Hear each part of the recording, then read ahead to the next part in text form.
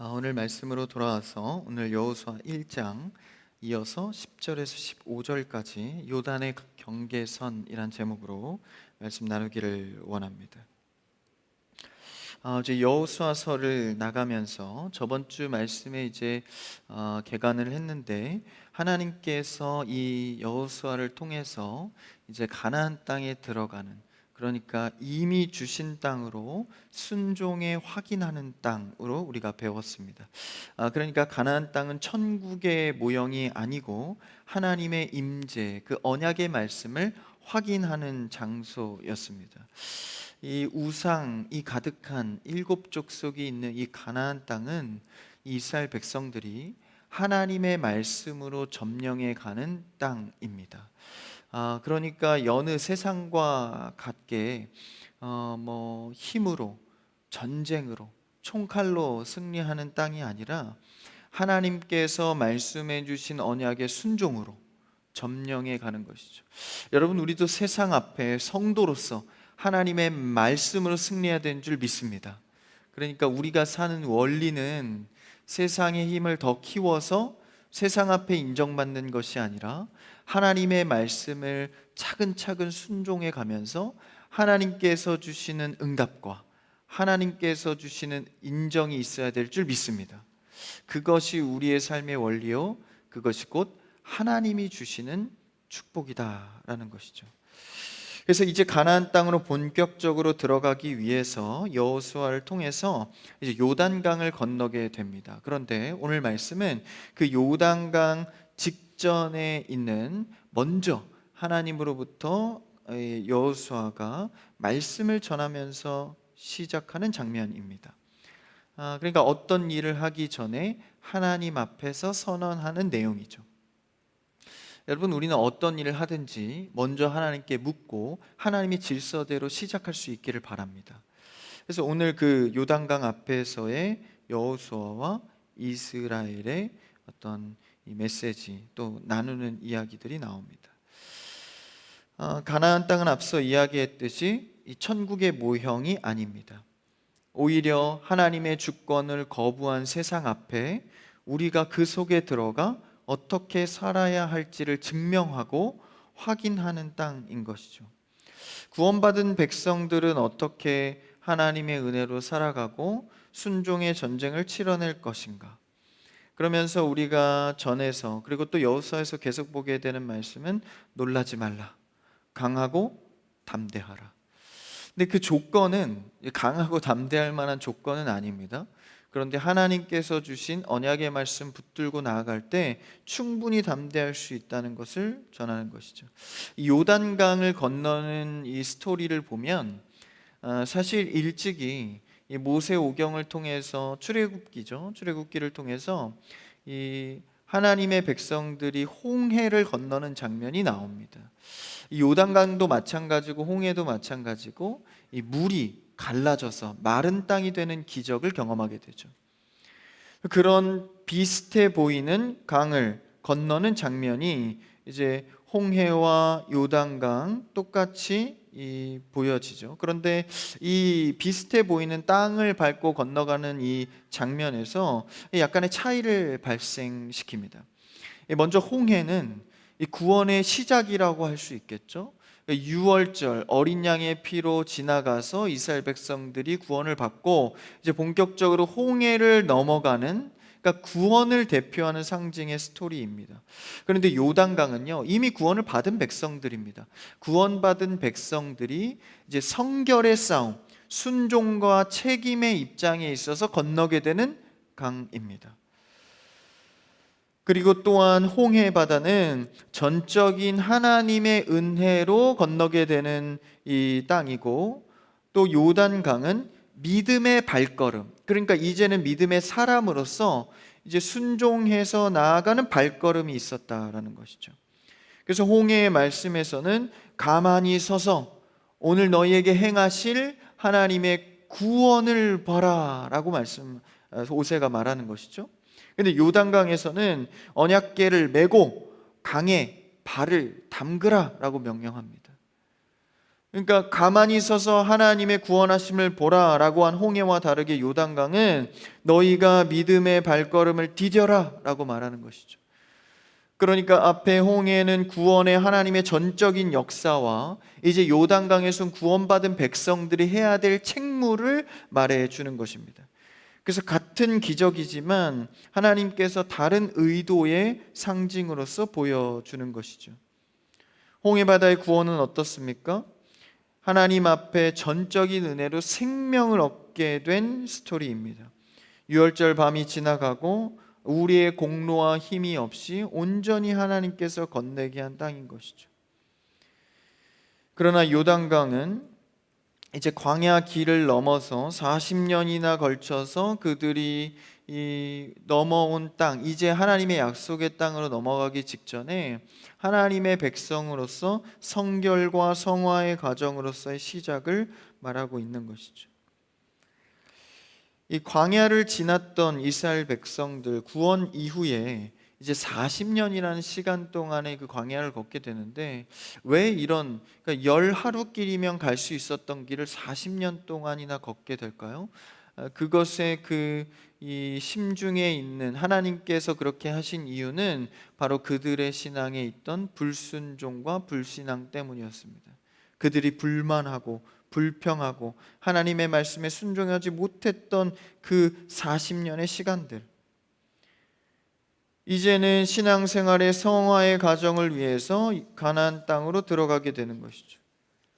그래서 모세는 광야에 소명을 다하고 건강하였음에도 불구하고 하나님께서 그의 목숨을 걷어가십니다.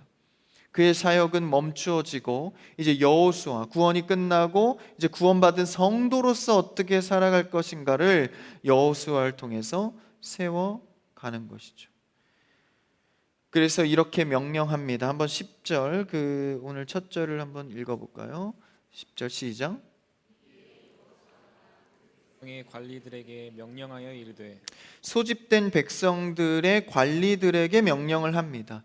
여기서 말하는 관리들이라는 이 직분은 군사 용어가 아닙니다. 행정적인 관리들입니다. 그러니까 군사력과 관련이 없는 행정 관리들을 불러 모은 것이죠. 그러니까 이 요단강 앞에서의 이 시작은 가나안 땅 점령이 힘으로 하는 것이 아니라 하나님의 언약의 순종으로 점령하는 땅인 것을 보여주는 것이죠. 이 관리들에게 어떤 것을 요청합니까? 여호수아가 이렇게 요청합니다. 한번 11절 그 다음 절 읽어볼까요? 시작.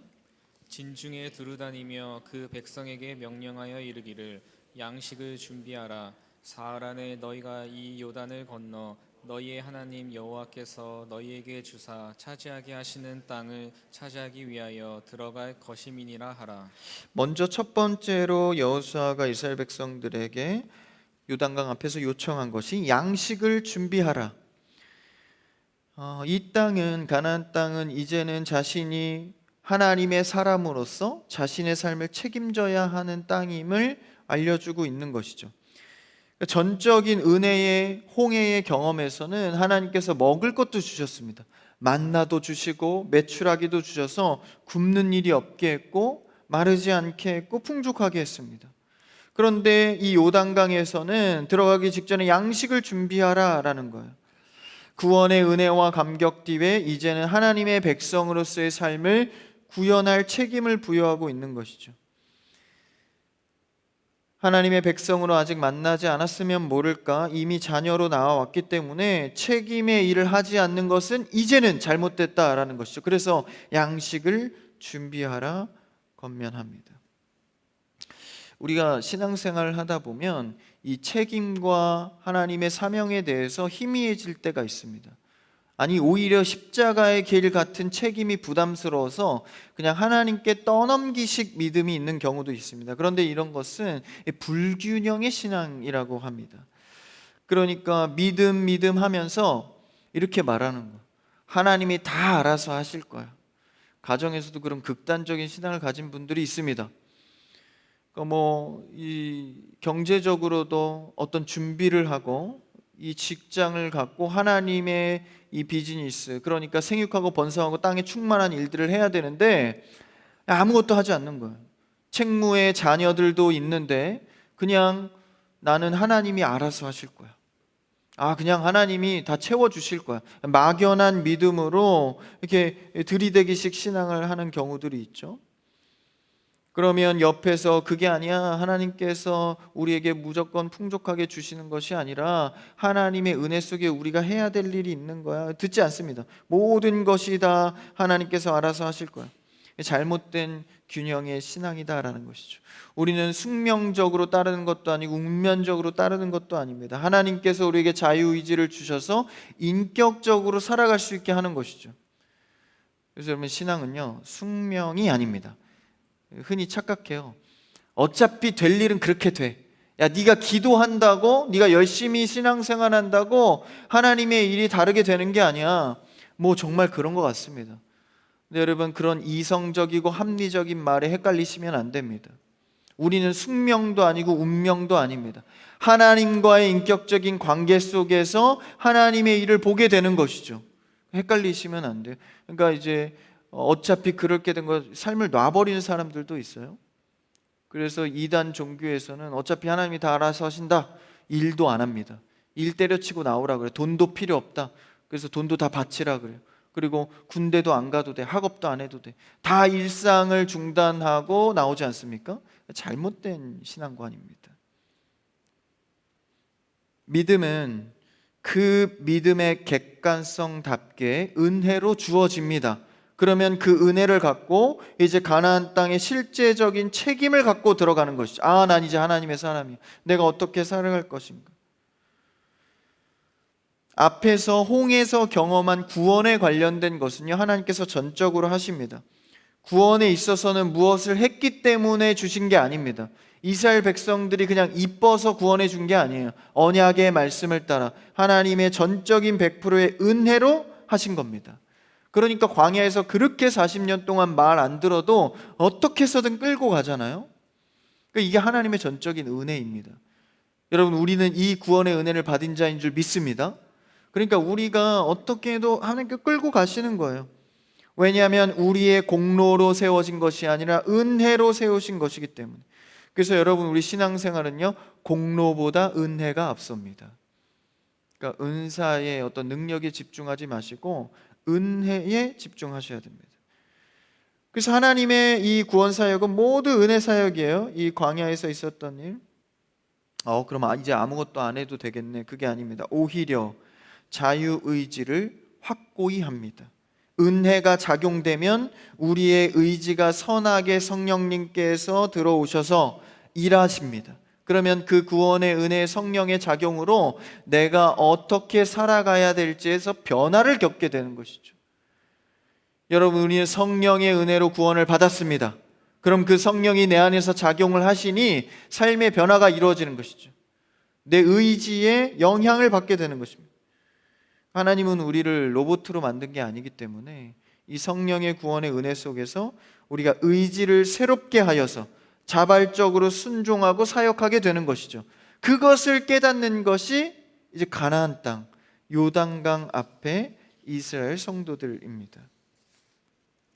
하나님의 전적인 은혜를 주심으로 우리에게 이제 역할과 책임이 부여됐습니다.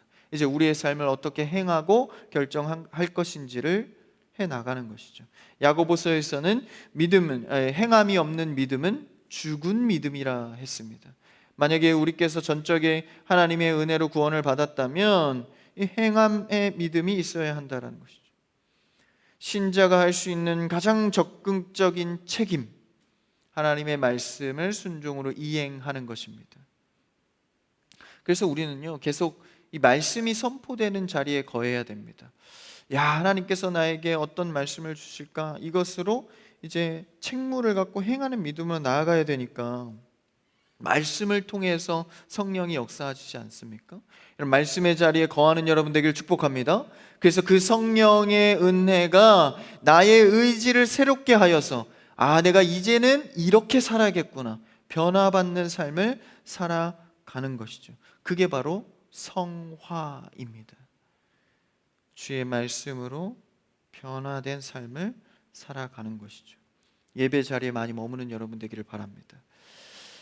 이 전에는요,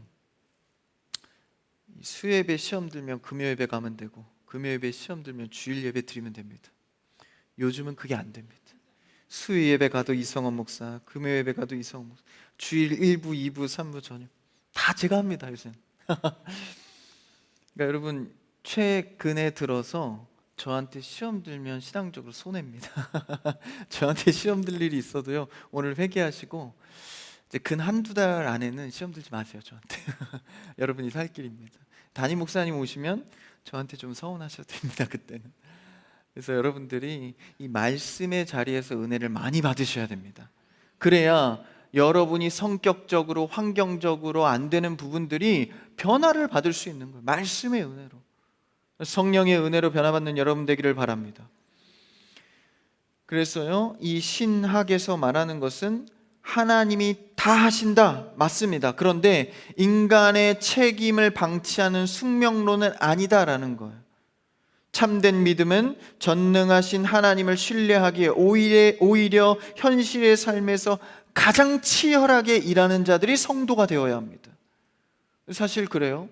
말씀을 받고 나면 내가 정말 삶에서 어떤 빛과 소금의 역할을 해내야 될지 내 안에서 막 끌어오릅니다. 성령이 일하시는 거죠.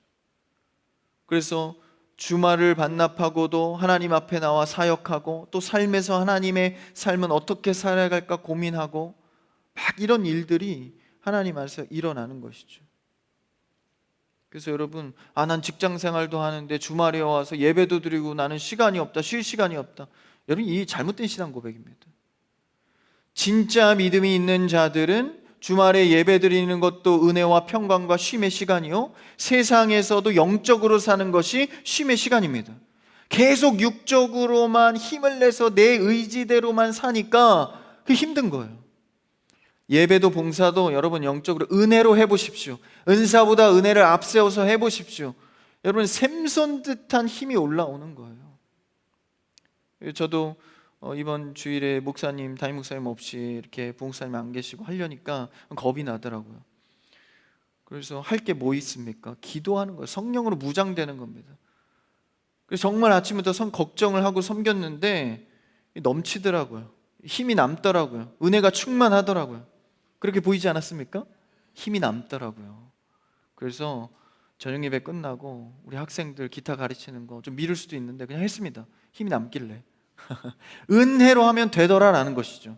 여러분, 은사보다, 여러분의 명분과 여러분의 힘보다 은혜를 앞세우는 여러분 되기를 주님의 이름으로 축원합니다. 그게 신앙인으로서의 하나님 앞에 응답적인 모습입니다. 이게 하나님 앞에 응답하는 것이죠. 만나와 메추라기로 시작한 그들의 삶은 이제 준비하는 양식이 있어야 한다라는 것이죠. 기적의 간섭의 시대에서 하나님이 허락하신 일을 책임 갖고 하는 일로 나아가는 것입니다. 언제까지 그냥 기적만 요구하면서 안주하겠습니까? 진짜 신앙인은 세상 앞에 가서 진취적으로 양식을 준비하며 살아가는 것이죠. 그래서 이 성화의 이야기가 시작되는 곳이 가나안의 시작입니다.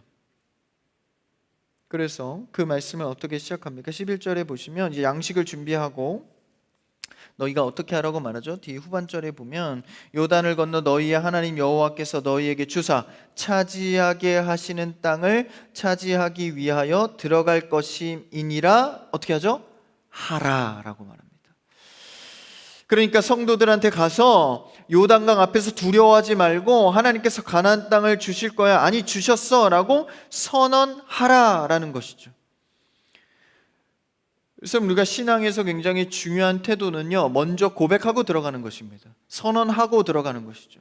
그래서 여러분들이 아침에 큐티를 하는 행위는 매우 중요합니다. 큐티가 잘 안 되시더라도요, 말씀 한 구절 읽고 시작해 보십시오. 안 되면 시편, 제가 예전에 한번 추천드렸는데 시편 많잖아요. 시편 아무거나 딱 피고 그냥 한 편 쭉 읽고 기도하고 하루를 시작하십시오.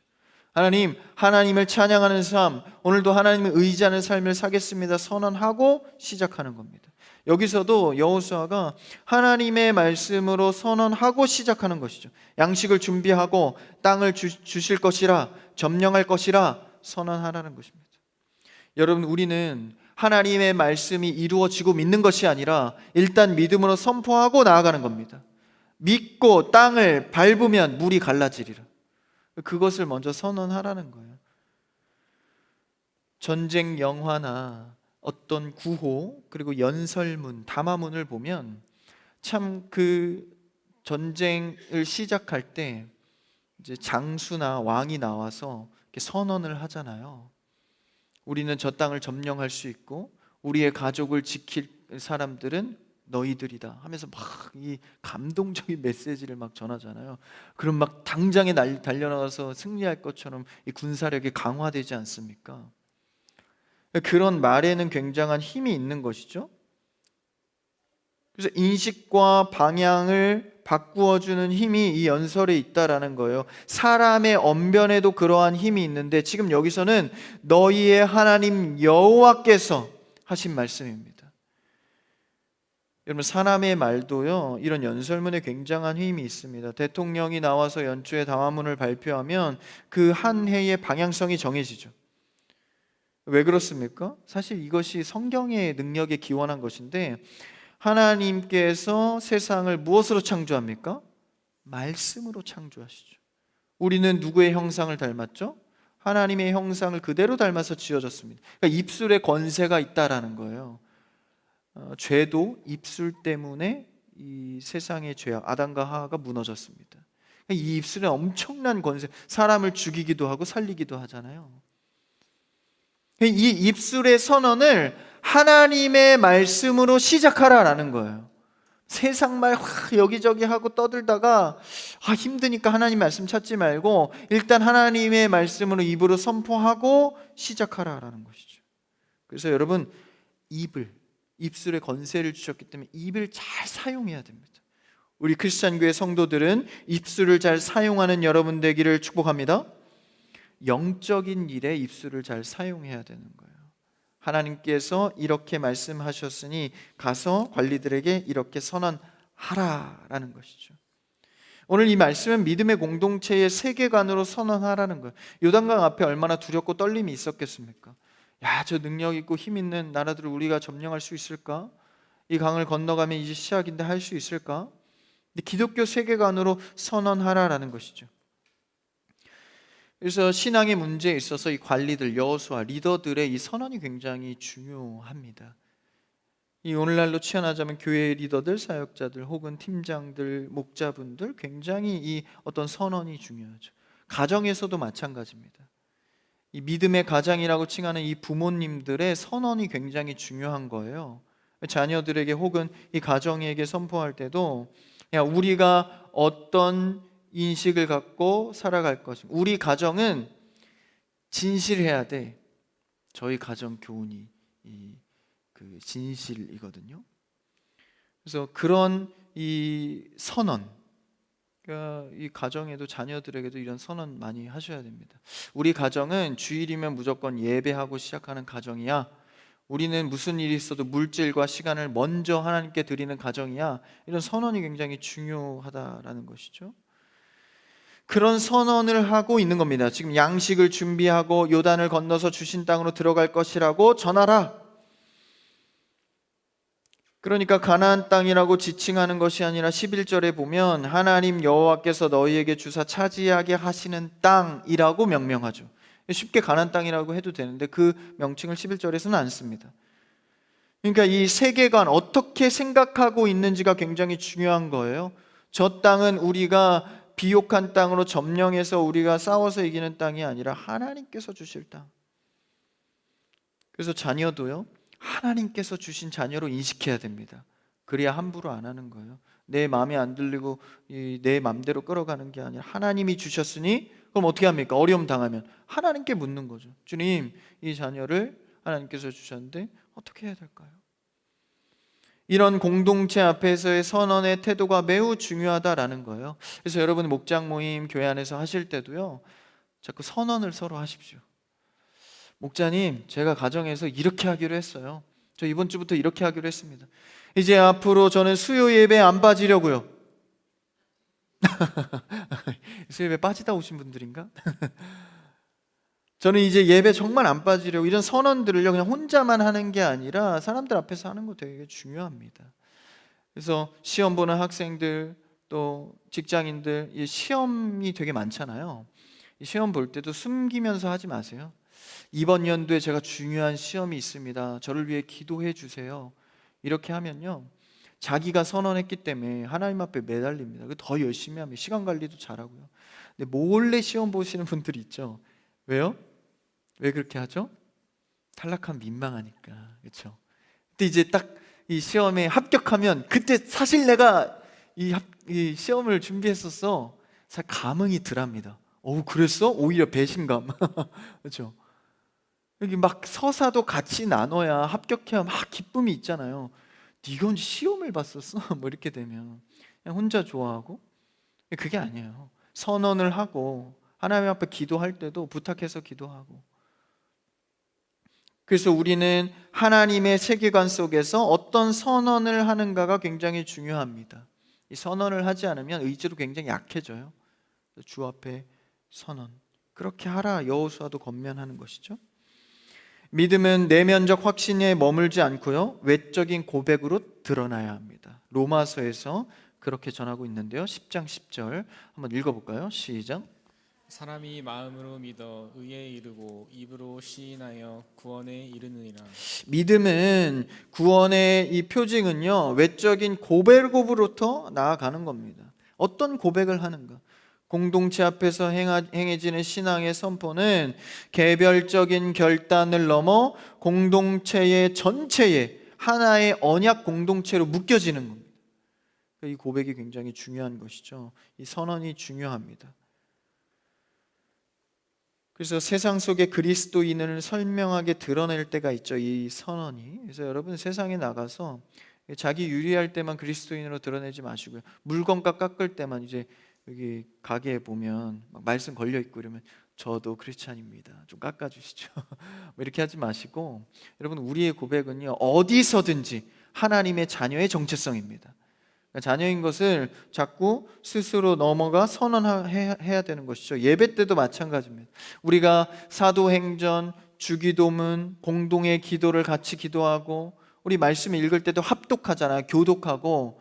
같이 선언하고 고백하는 이 행위가요, 아무것도 아닌, 이게 주술적인 행위가 아니라 하나님 앞에 영적으로 선언을 하는 겁니다. 그래서 우리가 어떤 공동체로 묶여 있는지를 확인하는 것이죠. 하나님의 같은 말씀을 묵상하고 선포하고, 같은 기도 제목으로 기도하고, 이것이 주 안에 서 있다는 정체성으로 우리가 하나님의 말씀에 순종해 나아가는 큰 의지다라는 것이죠. 그렇게 건너가야 가나안 땅의 의미가 있는 겁니다. 여러분이 예배 드리고 헌신하고, 이것이요, 이 선언, 신앙 고백이 있어야 의미가 있는 거예요. 안 그러면요, 나 좋을 때 열심히 하고 나 시험 든 거 힘들면 내팽개쳐 버리는 겁니다. 왜요? 신앙 고백이 약했기 때문입니다. 여러분, 여호수아의 권면처럼 우리는 하나님 앞에 영적인 선언을 하고 나아가는 여러분 되시기를 도전합니다. 선언을 하셔야 돼요. 난 하나님의 사람이다. 하나님이 나에게 선한 것을 이루시리라. 오늘도 기도한 대로 응답하시리라. 이 선언으로 나아가셔야 되는 거죠. 눈치 보면서 야, 이건 좀 되겠네, 하나님께서 하시겠네, 이게 아니라. 그래서 그렇게 건너가게 하시는 이제 요단강이다라는 것이죠. 광야 40년 속에서는요, 불신앙과 불순종의 모습이었습니다. 이제는 그 요단의 강을 넘어가면서 묻어버려야 하는 것이죠. 이제 구원받은 자로서 홍해는 구원의 문제로 우리를 죽이면서 걸어갔다면, 요단강은 불순종의 모습을 죽이면서 나아가는 겁니다. 전적인 구원은 홍해에서 받았고, 이제 불순종, 그러니까 옛사람이죠. 옛사람을 내어버리고 건너가는 땅이 요단강입니다. 그래서 예수님도 제자들 발을 씻길 때 이제 너희가 구원을 받았으니 이제 발을 씻어야 된다고 이렇게 말씀하시잖아요.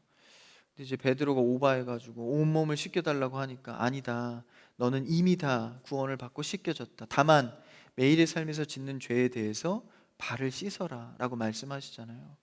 우리 이제 하나님 앞에 전적인 100%의 은혜로 구원을 입었습니다. 할렐루야. 그러면 이제 요단강, 옛사람을 벗어버리는 삶의 실천들이 필요하다라는, 그게 요단강을 건너는 의미입니다.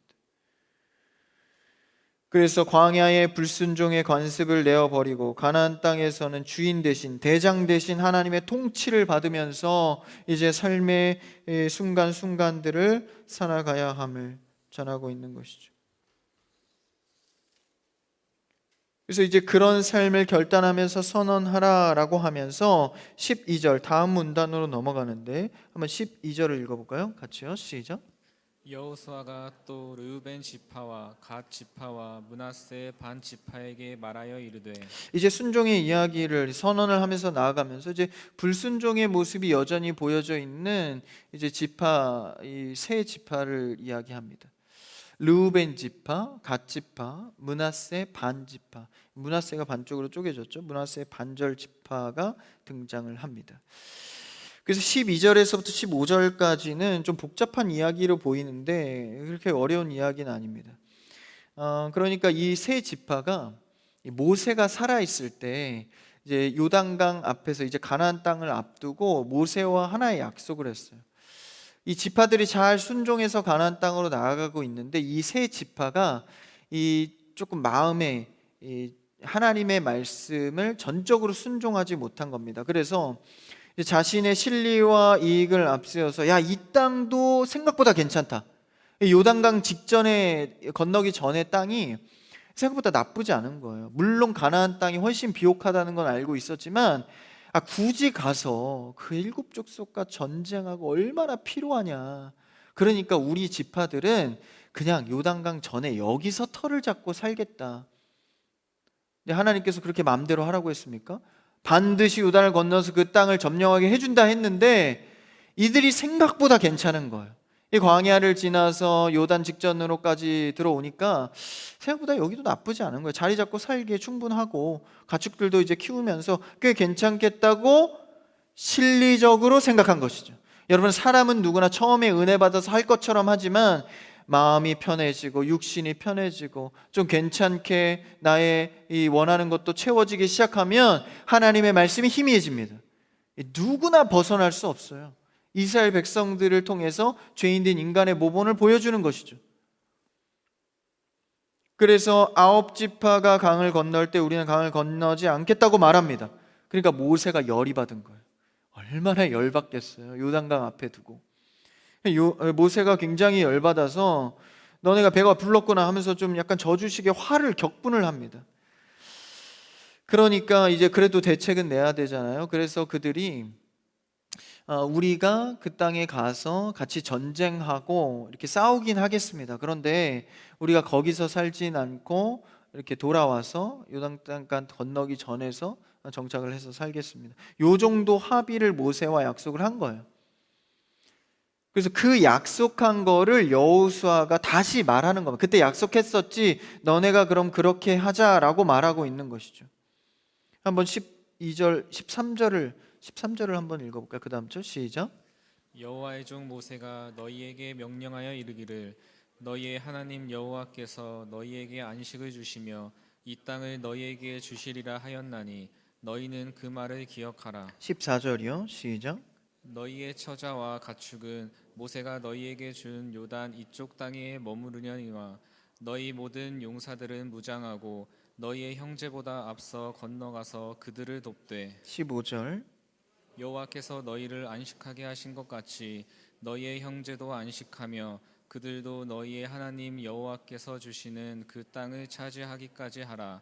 그리고 너희는 너희 소유지 곧 여호와의 종 모세가 너희에게 준 요단 이쪽 해 돋는 곳으로 돌아와서 그것을 차지할지니라. 네, 그러니까 모세가 약속해 준 이 땅 이쪽이라는 것은 요단강 건너기 전이죠. 이 땅에 와서 다시 이제 정착을 해라. 그러니까 전쟁할 때는 같이 그래도 군사들은 같이 건너가서 하고 돌아오라는 거예요. 근데 이게 하나님께서 시킨 일입니까? 그냥 모세와 타협하고 여호수아가 그 이행을 그냥 해주는 거예요. 그러니까 온전하지 못한 순종을 통해서 자기의 실리를 따라가는 것이죠. 그러면 그래도 좀 찝찝하니까 반쪽짜리 순종으로 이제 그 지파별로의 군사들은 또 가서 또 일을 하는 겁니다. 그들은 잠시 평안했을지 모르지만 이 일로 인해서 이방 문화가 섞여서 신앙의 정체성을 잃는 올무에 빠집니다. 나중에 여호수아 뒤에 가면요, 이 지파들이 그러니까 가나안 땅 백성들을 이제 온전히 쫓아내야 되는데 그렇게 하지 않습니다. 못하는 게 아니라 하지 않아요. 그러니까 어설프게 하나님의 말씀을 순종하는 거예요. 그러니까 애초에 온전히 순종하지 못한 것이 전쟁터 가서도 온전히 하지 못합니다. 그러니까 그 결과로 이방인들이 섞이게 되고 이것이 나중에 이스라엘의 큰 올무가 되게 됩니다. 절박하고 절실할 때는 하나님의 말씀의 약속을 붙들었는데 배부르고 만족하니까 반쪽짜리 순종으로 전락한 거예요. 그래서 이 정도도 괜찮지 않냐, 주일에 예배 한번 드리면 그 정도도 괜찮지 않냐, 뭐 이러면서 그냥 만족하는 거죠. 다른 지파들처럼 자신들의 생각대로 그냥 올무에 빠져버린 것이죠. 그러면서 오늘 본문은 아니지만 넘어가서 16절 17절에 보면요, 걱정하지 말라 그래. 싸우는 것은 가서 싸울게요. 걱정하지, 그렇게 할게요. 그러면서 그 싸움터에 가서 온전히 쫓아내지 않는 신앙의 불순종을 이행하게 되는 것이죠. 여러분, 성화는, 거룩은, 성도는 도덕적인 결백을 넘어서 전적인 하나님의 의존을 해야 됩니다. 그러니까 누가 보기에도 야, 그게 합리적이네, 그 정도 하면 꽤 괜찮다, 선하다라고 말하지만 그게 아니라는 거예요. 세상이 어떻게 평가하든 내가 어떤 진리를 찾아가든과 중요하지 않게 먼저 우선되어야 할 것은 하나님이 우리에게 준 말씀대로 선언하고 그대로 이행해야 됩니다. 가나안 땅에 다 들어가라고 했으면 죽이 되든 밥이 되든 들어가야 되는 거예요. 근데 우리는 전쟁에만 참여하고 우리 세 지파는 여기 요단강 전에 여기 땅이 더 좋을 것 같아. 이거는요, 모세도 여호수아도 말리지 못했습니다. 그래서 그냥 그렇게 가다가 결국 그것 때문에 어려움을 얻게 되는 것이죠. 그러고도 몰라요. 내가 왜 이런 어려움을 겪게 됐지? 싸움도 참여하고 또 하라는 대로 다 했는데. 이런 작은 차이에서, 불순종해서 우리의 삶에 어려움이 오는 것이죠. 신부가 신랑에게만 속해 있듯이 우리는 전 인격적인 모든 삶의 태도가 하나님께 맞춰져야 되는 줄 믿습니다. 그러니까요, 신랑과 신부가, 나는 신부를 99% 사랑해, 그리고 저 여인을 1% 사랑해. 이게 말이 됩니까? 말이 안 되는 거예요. 99%나 사랑하는데 불만 갖지 마, 사랑한다니까? 안 되는 겁니다. 100% 사랑해야 의미가 있는 겁니다. 그래야 부부 아니에요? 그러니까 전 인격적인 하나님을 의존한다는 것은 이 관계성에 있어서 하나님 자녀의 관계가 성립하려면 온전히 의지하고 온전히 순종해야 한다라는 거예요. 말이 좋아서 반쪽짜리 순종이지 불순종입니다. 여러분, 조금 순종하는 것은 곧 불순종입니다. 전적으로 순종해야 하나님의 일을 온전히 보게 될 줄 믿습니다. 그거 못해서 신앙에서 어려움을 자꾸 당하는 거예요. 그만큼 순종은 어려운 영역입니다. 여러분, 우리는 세상의 유혹 앞에서 어느 정도 타협하면서 내 실리를 챙기는 적당한 성도가 되지 마시고 경계선을 확실히 넘어가서 가나안 땅으로 들어가는 여러분 되기를 축복합니다. 어설프게 가족들은 경계선 전에 남겨놓고 자기는 조금 넘어갔다 나갔다 하고, 이게 아니다라는 것이죠. 요단강에 옛 자아를 묻어버리고 장사를 지내고 오직 그리스도의 통치에만 순종한다는 건넘을 해야 하는 것이죠. 그래서 우리가 진정으로 말씀을 통해서 봐야 할 내용은 허락하신 약속의 땅을 정복해 가면서 정말 우리가 어떠한 유혹 가운데에서도 선한 말씀을 의지해서 나아가는 것. 여러분, 선언하시고 그 말씀에 그대로 순종하는 여러분 되기를 주님의 이름으로 축복합니다. 저는 여러분에게 한 주간의 삶을 도전합니다. 이 경계선 앞에 서 있는 성도들이 때로는 넘어가고 때로는 넘어가지 않고 왔다 갔다 하는 것이 아니라 확실히 그 선을 넘어가서 하나님의 말씀에 순종해 살아가는 여러분 되기를 축복합니다. 그래서 이 가정과 이 공동체는 하나님으로만 살겠습니다, 그 말씀에 순종하겠습니다라는 선언으로 어떠한 삶의 영역에서도 하나님의 승리를 맛보고 경험하게 되는 여러분 되시기를 주님의 이름으로 축원합니다.